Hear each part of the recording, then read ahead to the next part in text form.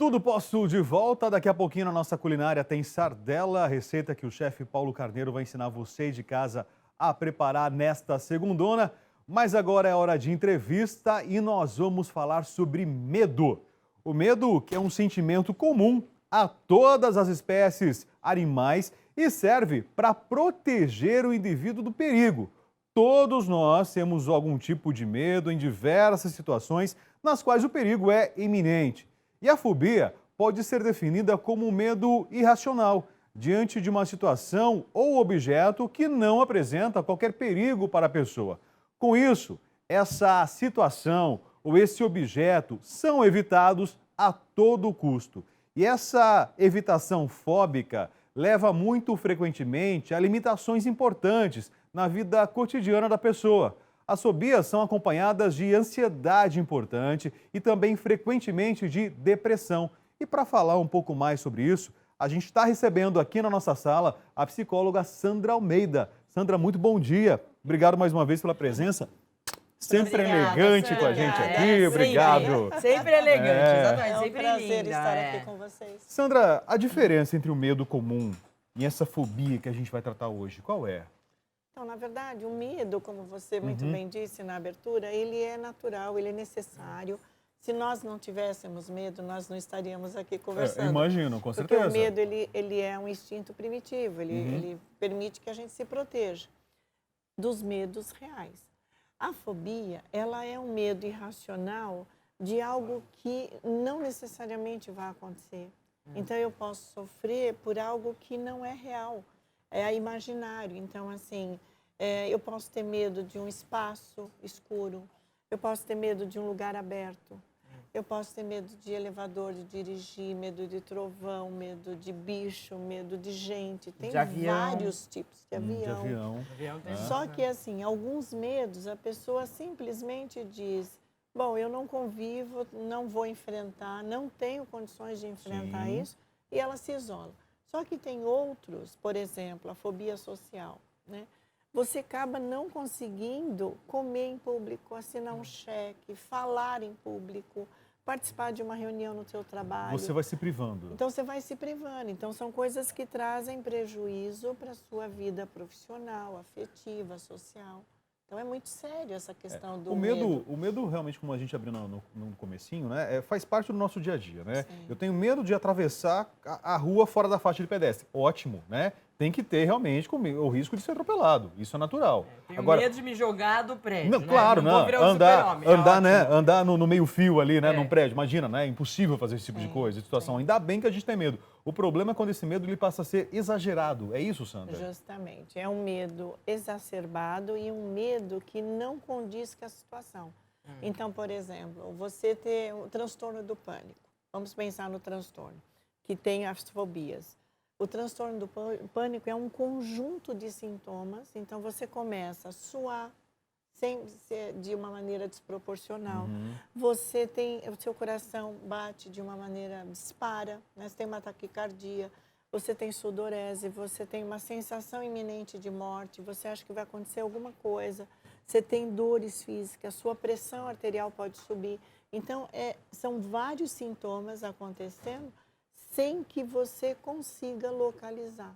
Então, você chega correndo no médico pensando que está infartando, pensando que está assim, tendo um ataque do coração e, na verdade, fisicamente, você está bem.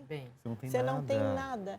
E aí o médico diz, volta porque você não tem nada. Daí a pessoa fala, como eu não tenho nada? Eu senti vários sintomas e eu estou aqui achando que ia morrer. E é tudo muito rápido. E, na verdade, a pessoa não tem um medo que ela legitime. Então, assim, qual foi o medo? Então, às vezes, está estressada, está com uma depressão, mas não tem um medo que justifique aquela manifestação que ocorre do nada. Porque ela é muito rápida. Mas onde que nasce isso, Sandra? O que desencadeia surgir esse medo? É um botãozinho que aperta no nosso cérebro, alguma mudança de comportamento que vai proporcionar que eu tenha esse medo exacerbado? Olha, eu tenho um consultório há 19 anos, eu nunca vi uma pessoa que é um poço de calmaria ter pânico, ter fobia específica, nunca.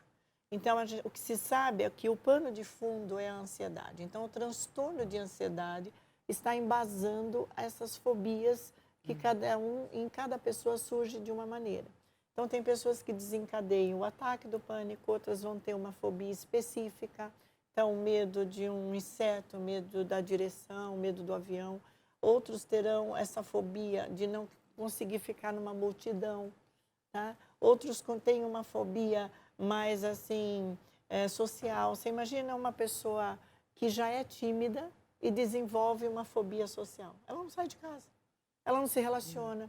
Eu já atendi pessoas que foram sugeridas para desempenhar o cargo de chefia. Então, elas iam alçar voo na empresa. Tem uma amiga que ela estava na Europa, tinha reunião importante, não conseguiu ir, Rafael. Não conseguiu, de desespero, um desespero e tal. O que eu queria te perguntar, Sandra, e é uma coisa muito limitante, né? Porque é o você seguinte, imagina. pode ser desencadeado por alguma coisa, por exemplo, a pessoa é sequestrada. Aí ela fica morrendo de medo de dirigir, de andar, de sair e tudo. Então, a fobia pode ser desencadeada por um fato? Sim, sim. No caso, é o estresse pós-traumático. Então, assim, é uma causa específica. Então, a pessoa foi mantida no cativeiro, a gente sabe que é muito traumático, a gente imagina, né? E aí, realmente, esse estresse é chamado de estresse pós-traumático. Então, é um transtorno que surge em função desse acontecimento. Agora, a pessoa pode conviver com isso o resto da vida, sim. Ela precisa de uma medicação, de um tratamento da terapia psicológica, ou ainda ela pode, de repente, lidar bem com isso, depois de um tempo, de um tratamento, ficar bem. Agora, o que a gente sabe é que as sensações de estresse que são o estopim, é o que starta essas fobias mais graves. Então, assim, você nunca vai ver um fóbico numa pessoa que é muito calma. Assim como você também não vê uma pessoa que é muito calma beber, fumar, né? Então, são coisas específicas de pessoas muito ansiosas. Então, se eu sou ansiosa, eu sou uma séria candidata a vir a ter. Eu posso ter um ataque de pânico, eu posso ter uma fobia específica, eu posso desencadear um toque, que é o transtorno obsessivo-compulsivo. Então, assim, a ansiedade é o grande mal. Então, com esse Brasil que a gente está vivendo hoje, a tendência das pessoas desenvolverem fobias é grande. Sem sombra de dúvida. Hoje nós temos medo de perder o emprego, nós temos medo de sair na rua, da violência, do sequestro relâmpago, nós temos medo de tudo. Da nossa família. Então a gente trabalha o tempo todo. Não precisa família. Ser diretamente com você. Mas assim, lembrando que naquele 11 de setembro, né, naquele dia fatídico, depois daquilo nos Estados Unidos, muitas pessoas desenvolveram fobia, não andavam de elevador, não subiam em prédio, deixavam de trabalhar nos prédios por medo, desenvolveram o transtorno do pânico. Então, é uma coisa muito séria. Só que, geralmente, as pessoas não comunicam, não compartilham, não dividem, porque tem vergonha. A gente vive numa sociedade que, se você falar assim, eu estou com dor de cabeça, estou com mal-estar, assim, eu comi alguma coisa, a pessoa te sugere um chazinho, né? Ela sempre tem uma receitinha básica. Agora, se você falar, eu tenho... desculpa, eu estou muito gripada. Se a pessoa falar, eu tenho depressão, eu tenho pânico, eu tenho fobia, eu sou fóbica, a pessoa já fica com o pé atrás, a empresa louca, já não te contrata, né? O cara falou, opa, vou sair fora dessa garota porque ela pode uma hora, né, me dar um teco aí na cabeça. Então, assim, as pessoas não lidam bem por desconhecimento. Por isso que é tão importante o que vocês estão fazendo aqui. Sandra, existem sinais que a pessoa dá que ela pode desencadear a qualquer momento uma fobia? Olha, a fobia sempre começa pequena. Então, assim, hoje eu tenho fobia, por exemplo, de sair na rua. Vamos pensar assim, eu tenho medo de sair à noite. De dia eu saio, à noite eu já não saio. Eu escuto muita gente falar, à noite eu já não saio mais de casa. Aí, tudo bem. Então, isso é uma fobia específica. Eu tenho medo de, né, o agorafobia, né, o agorafobia, que é você sair na rua e se lidar com lugares abertos ou fechados, mais especificamente aberto, com multidão de gente e tal. Aí, depois, mais para frente, eu estou naquele estresse, eu já sou ansiosa, Aí eu descubro que eu entrei no elevador e me senti sufocada. Estava cheio de gente, comecei a passar mal, então eu vou passar a evitar o elevador. Então já são duas coisas. E assim a gente vai acumulando, né? É um processo. Então, se a pessoa não cuida, a tendência é agregar mais coisas e nunca sumir, tá? Por isso que é tão importante a gente cuidar logo na primeira vez que se manifesta, ou que você se dá, se você dá ciência disso, que você se percebe. Por exemplo, eu já tive uma pessoa que teve fobia na hora que estava se alimentando. Aí ela associa o medo irracional ao alimento. Aí ela passou a não comer. Ela Ai, virou... porque eu não tenho essa fobia, meu Deus, a minha fobia é outra. Por quê? Mas é sério, porque, olha, Não, eu sei que é nesse sério, caso, é sério. a moça virou Não, anoréxica, é. porque ela passou a não comer mais. Então, a questão dela, lógico, tinha outras situações que a gente precisou trabalhar, mas o medo dela era isso. Então, passo mal dentro do elevador, eu vou associar o meu medo, a minha fobia, ao elevador. Se eu estiver dirigindo, eu passo a não dirigir mais. Então, você vai se privando das coisas, é muito sério. Sem contar que o que é mais doloroso para a pessoa que está acometida disso é que ela passa a sentir medo de sentir medo. Entendi. Então, assim, eu fico com medo assim, bom, e se eu tiver isso num lugar público, trabalhando, andando, então eu começo a sentir medo de sentir medo. É uma loucura. Eu não sei se eu lido bem com isso, você pode me falar, mas alguns exemplos. Por exemplo, eu mergulho, né? Faço o mergulho. Quando eu tô lá embaixo, eu tenho a noção de que eu tô lá embaixo, né? Presa, que o tubo de oxigênio pode ir embora, sei lá. Eu tenho essa noção, mas eu fico assim pra mim. Não, eu não tenho medo, mas eu fico assim, não, tudo vai dar certo, tá tudo bem. Você mentaliza tudo positivo. Eu mentalizo positivo. Quando eu tô em multidão, por exemplo, né? Que nem eu fui no Rock in Rio. Aí tinha uma multidão, sabe assim, em volta, é impressionante. Aí você fala, meu Deus, eu não vou conseguir sair daqui. Já pensou se acontecer alguma coisa? Daí eu penso assim, não vai acontecer, vai dar tudo certo, tá tudo bem. Eu penso assim, mas não quer dizer que eu não tenha o medo, assim, mas eu tenho é diferente, medo. Cândida. Aliás, foi muito boa a sua colocação, porque é diferente. Esse medo é no sentido de cautela, tá? Por Eu, por segurança. exemplo, sou uma pessoa que eu não não fico de costa para a entrada de algum lugar. Então, se eu estou num restaurante, eu gosto de sentar e ver quem está entrando, tá? Eu gosto de ter, eu herdei isso do meu pai. Ele falava assim, sempre você tem que estar de olho, né? E assim, onde é a porta de saída, tá? Porque, assim, quanto menos vulnerável você ficar, mais protegida, né, você está. Então, assim, por exemplo, você está numa multidão, tá? Então, assim, existe um perigo real de acontecer, um cara pirar, alguém surtar ali no Rock in Rio? Claro que tem, a gente sabe que tem de tudo ali, né? Então, assim, onde são as portas de saída? Então, eu estou próximo, tá? Qualquer coisa, eu tenho que estabelecer uma rota de fuga.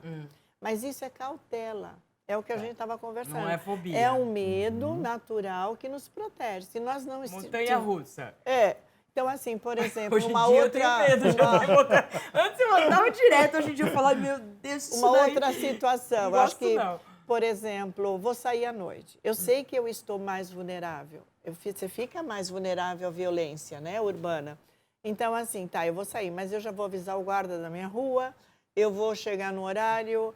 Eu coloquei câmeras na minha casa, então eu olho, dá para chegar. Você cria mecanismos então, para dar sensação de proteção. O medo nós temos, porque a gente é o tempo todo acometido, o tempo todo a mídia derrama informações onde, assim, você é a próxima vítima. Você está totalmente vulnerável. Então, o medo existe. Agora, esse medo te impossibilita de ir? Não, você foi. Foi, curtiu o Rock in Rio, adorou, né? Então, assim, a gente não deixa de fazer. Agora, a partir do momento que você começa a paralisar a sua vida, ele já virou doença e precisa ser tratado. E, Sandra, nesse caso, nesse quadro de fobia extrema, quando realmente minha vida está paralisada em função de um medo que eu tenho, é aí que surge a depressão? Porque eu vou me excluir do mundo, excluir da vida social, eu vou me proteger dentro da minha bolha, do meu quarto, ficar sozinho, e aí eu fico deprimido? É isso? Sim, com certeza. Na verdade, assim, esse excesso de ansiedade que a gente tem, a gente está liberando alguns hormônios que são prejudiciais. Então, adrenalina, cortisol, tem vários que são prejudiciais. Toda vez que eu estou em estado de alerta, de atenção, eu estou liberando alguns hormônios. Isso é natural, só que aonde que o bicho pega? É que ao invés da gente paralisar esse processo, a gente está o tempo todo descarregando esses hormônios na corrente sanguínea. Então, o tempo todo eu estou em estado de atenção. Daí isso leva o corpo à exaustão. Exaustão física e mental. Então, para vir uma depressão, você está muito vulnerável. A tua serotonina, toda vez, olha, gente, eu estou sendo muito simplista, tá? A coisa não é tão simples assim, mas só para a gente entender. Se eu tenho adrenalina e cortisol em excesso, a minha serotonina e a endorfina, que são hormônios do bem, a produção cai. Então, eu estou com excesso de hormônios ruins e a produção de hormônios bons diminuída. Então, para virar uma depressão, é um pulinho. E tem pessoas que já nascem com a serotonina mais baixa, não é? Que a gente fala que é o lance químico. E o estresse químico. só piora esse quadro, a ansiedade só piora. Então, você imagina uma pessoa que tem depressão e aí passa por um ataque do pânico, nossa. Bom, Sandra, para a gente então amarrar essa nossa conversa, que dica que você daria para a pessoa que está em casa para não viver essa situação? Essa situação de fobia, até em função desse mundo, né? Do mundo caótico que a gente vive hoje, né? É o trânsito, é o medo do assalto, o medo da violência e tantos outros problemas que podem bater a nossa porta a todo instante, a todo momento. Qual que é a sua dica? Olha, existe uma respiração muito importante que chama-se respiração diafragmática, onde você vai inspirar pelo nariz, você puxa o ar, segura, conta até 4, 5 e solta lentamente pela boca. Então, isso geralmente acalma, porque você, na hora do nervosismo, você não oxigena o cérebro. Então, assim, a gente oxigena mal, na verdade. Então, se você inspira, né, puxa o ar, dá uma parada, segura e aí solta lentamente pela boca, você se acalma. Aí tem outras técnicas, tem as músicas, essas músicas mais relaxantes, tem a acupuntura que é muito benéfica, tem os chazinhos da avó, que todo mundo conhece algum chazinho que acalma. Agora, obviamente que nós estamos falando de um método para você lidar até você poder buscar um médico, porque a gente precisa lembrar que a fobia, uma vez não tratada, ela pode se acumular e aí aparecem novos casos. Então, o que é uma fobia específica? Eu tenho medo só de elevador. Amanhã pode ser medo de dirigir, medo de sair na rua, medo de tudo.